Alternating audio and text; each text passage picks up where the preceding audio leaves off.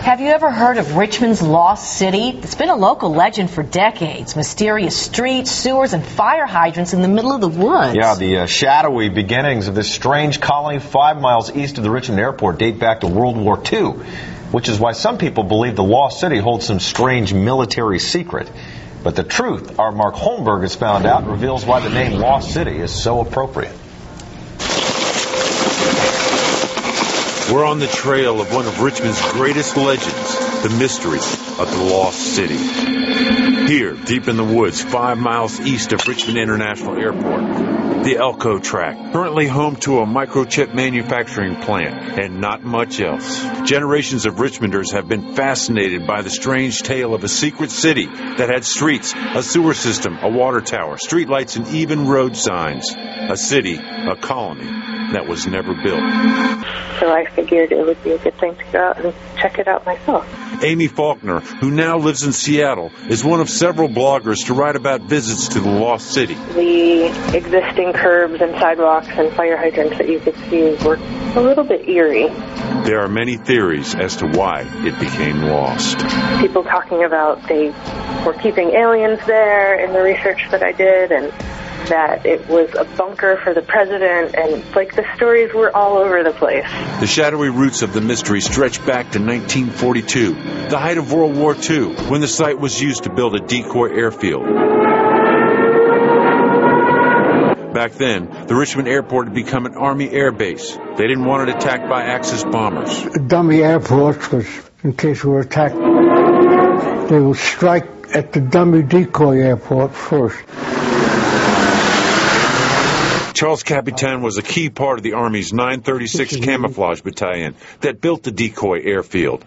They had some heavy equipment to plow the runways. Well, mostly shovels and chainsaws. They had to use materials they found on site. Trees, leaves, fabric, material, soil, different colors.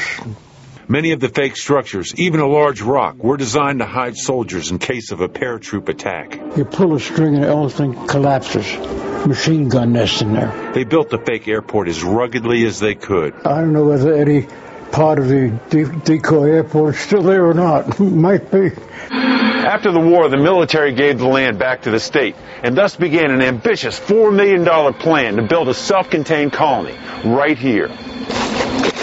This vast proposed colony was for blacks with mental illnesses, epilepsy, or tuberculosis. Among the many buildings, it was supposed to have a hospital and training facility. The plan came in the late 40s, as the state was confronting massive problems in its mental health system. Governor Bill Tuck was fired up about it, and so was E.W. Opie, a famously cantankerous war veteran who headed up the state's mental health system. Residents in nearby Sandston were against the colony right from the start. In the early 50s, construction on the road and sewers began. A water tower was built. 1953. Even though this colony is in the middle of nowhere, people in the area just didn't want it. Henrico State Delegate Joseph J. Williams helped lead the charge to stop the project. Eventually, 50 years ago, the colony became lost. Time is slowly reclaiming it, but much of it remains to testify in rugged, earthy, rusty tones what it means to be unwanted.